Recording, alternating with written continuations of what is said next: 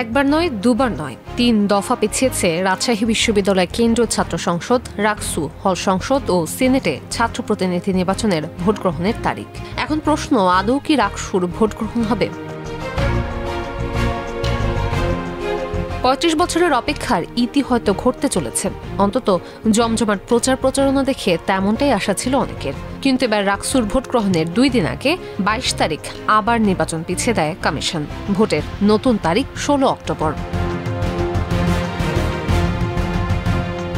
রাকসু নির্বাচন কমিশন নির্বাচন পেছানোর 2টি কারণের কথা উল্লেখ করেছে। প্রথমত, শিক্ষক কর্মকর্তাদের চলমান কমপ্লিট শাটডাউন কর্মসূচি। দ্বিতীয়ত, নির্বাচনে প্রয়োজনীয় সংখ্যক শিক্ষক কর্মকর্তা কর্মচারীর অংশগ্রহণ নিশ্চিত করতে না পারা।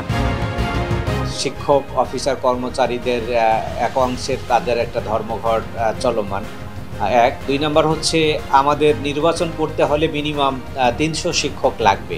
এই ক্ষেত্রে আমরা ইতিমধ্যে যাদেরকে পোলিং অফিসার, বিভিন্ন সহকারী রিটার্নিং অফিসার পদে যাদেরকে আমরা নিয়োগ দান করেছি, এর একটা উল্লেখযোগ্য অংশ তারা নির্বাচনে ওই ধর্মঘটেরই অংশ হিসেবে বলা যায় যে তারা অংশগ্রহণ করতে অনাগ্রহ প্রকাশ করেছেন।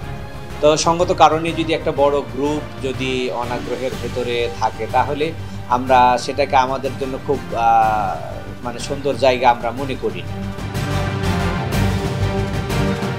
রাজশাহী বিশ্ববিদ্যালয়ে বন্ধ হয়ে যাওয়া পোষ্য কোটা আবার ফিরিয়ে আনে বিশ্ববিদ্যালয় প্রশাসন। এই ঘটনাকে ঘিরে উপাচার্য সহ কিছু শিক্ষককে হামলা ও লাঞ্ছনার ঘটনা ঘটে। তারপর থেকেই পূর্ণাঙ্গ শাটডাউন পালন করছেন বিশ্ববিদ্যালয়ের শিক্ষক, কর্মকর্তা ও কর্মচারীরা 21 সেপ্টেম্বর থেকে। 24 সেপ্টেম্বর কর্মকর্তা কর্মচারীরা কর্মসূচি প্রত্যাহার করে, কিন্তু শাটডাউন অব্যাহত রেখেছেন শিক্ষকেরা।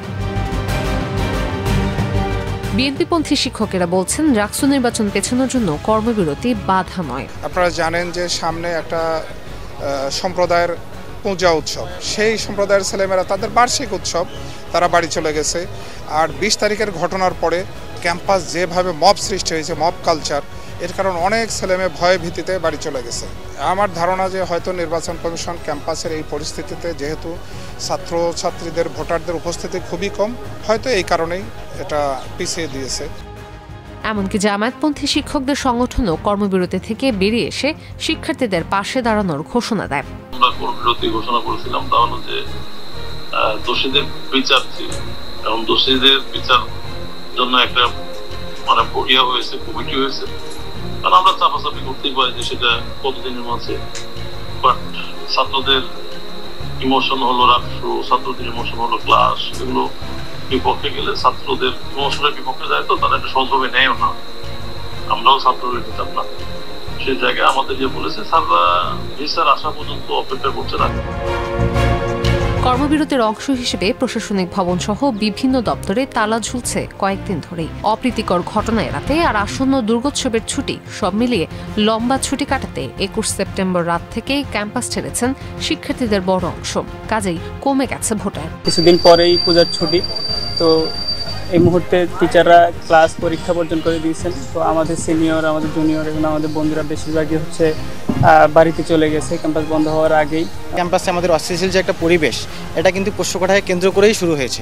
যে পরিস্থিতি ছিল, এই অবস্থায় যদি 25 তারিখ আসলে ইলেকশনটা হতো, তাহলে আমার মতো অনেক স্টুডেন্ট যারা আসলে কিনা বাসায় চলে গিয়েছে, তারা ভোটটা দিতে পারতো না। যদিও বিশ্ববিদ্যালয়ে ইসলামী ছাত্র শিবিরের সাধারণ সম্পাদকের অভিযোগ, একটি গোষ্ঠীর বারবার নির্বাচন বানচালের চেষ্টা করছে। একটি মীমাংসিত ইস্যুকে ভোটের মাত্র কয়েকদিন আগে নিয়ে এসে ক্যাম্পাস পরিস্থিতি উত্তপ্ত করার, এটা তাদের পরিকল্পনারই অংশ। এখন যেটা কোশ্চেন আসছে যে এই যে উদ্বুদ্ধ পরিস্থিতির কারণে কিছু স্বতন্ত্র প্রার্থী বা কিছু প্যানেল তারা নির্বাচন পিছানোর বিষয়ে যে আবেদন করেছিল বা নির্বাচন পিছানোর বিষয়ে যে দাবি করেছিল, এটি মূলত আমি মনে করব যে এটি তারা এই পাতানো ফাঁদে পা দিয়েছে আর কি। অন্যদিকে ভোট গ্রহণের তারিখ পেছানোকে সাধুবাদ জানালেও বারবার এমন সিদ্ধান্ত নেয়কে প্রশাসনের দুর্বলতা মনে করেন ছাত্রদল, বামজোট সমর্থিত প্যানেলের প্রার্থীরা। দীর্ঘদিন শিক্ষার্থীরা যে অধিকার থেকে বঞ্চিত ছিল সেই অধিকার শিক্ষার্থীদের ফিরিয়ে দেওয়ার জন্য অনতিবিলম্বে খুব দ্রুত সময়ের ভিতরে পোষ্য কোটা ইস্যুর জন্য একটা সুরাহা করে এবং রাজশাহী বিশ্ববিদ্যালয় প্রশাসন একটা সুন্দর রাষ্ট্র নির্বাচনের দিকে ধাবিত হয় এবং আগামী 16 তারিখ যে রাষ্ট্র নির্বাচনের তারিখ ঘোষণা করা হয়েছে সেই 16 তারিখে যেন রাষ্ট্র নির্বাচন হয়, কোনো ক্রমে সেটা যেন একদিনও না পিছায়। সাথে প্রশাসনের একটা দায় আছে বলে আমার মনে হয়। কেন দায় আছে? কারণ 5 আগস্টের পরবর্তী সময়ে আমরা দেখতে পেলাম যে রাজশাহী বিশ্ববিদ্যালয় প্রশাসনের বিরুদ্ধে কিন্তু প্রচণ্ড পরিমাণে পক্ষপাতিত্বের একটা অভিযোগ আছে। কোন একটা গোষ্ঠীর হয়ে তারা কাজ করছেন বলে বারবার মনে হচ্ছিল এবং বর্তমানে ক্যাম্পাসে কিন্তু এই ধারণাটা একটা এস্টাবলিশ ধারণা। এবং এই যে শিক্ষক, শিক্ষার্থী, কর্মচারী, কর্মকর্তারা একে অপরের মুখোমুখি দাঁড়িয়ে আছে, এর জন্য দায় আমি সম্পূর্ণ বিশ্ববিদ্যালয় প্রশাসনকে দিব। কেননা তারা পর্যাপ্ত পরিমাণ গার্ডসটুকু দেখাতে পারেনি এই মুভমেন্টে। অবশ্য কেউ কেউ মনে করছেন পোষ্য কোটাকে নির্বাচন বানচালের হাতিয়ার হিসেবে ব্যবহার করা হচ্ছে। সামনে হচ্ছে যে রাকসুকে এক পুরোপুরি বন্ধ করে দেওয়ার কিন্তু একটা পায়তারা চলতে পারে। অচল অবস্থা এখনই শেষ হবে বলে আমাদের মনে হচ্ছে না। একটা মীমাংসিত ইস্যুকে সামনে এনে যে পরিবেশটাকে অস্থিতিশীল করা হলো, এখনও সেই ইস্যুটা মানে মীমাংসা করা হয়নি। আবার সামনে কোনো ইস্যু এনে মানে আবার কিছু করা হবে কিনা এটা নিয়ে আমি শঙ্কা প্রকাশ করছি। আদৌ 16 তারিখ আমাদের নির্বাচন হবে কিনা। বারবার ভোটের তারিখ পেছনে নির্বাচন নিয়ে অনিশ্চয়তায় শিক্ষার্থীরা। প্রশ্ন উঠেছে নির্বাচন কমিশনের পরিকল্পনা ও দক্ষতা নিয়েও।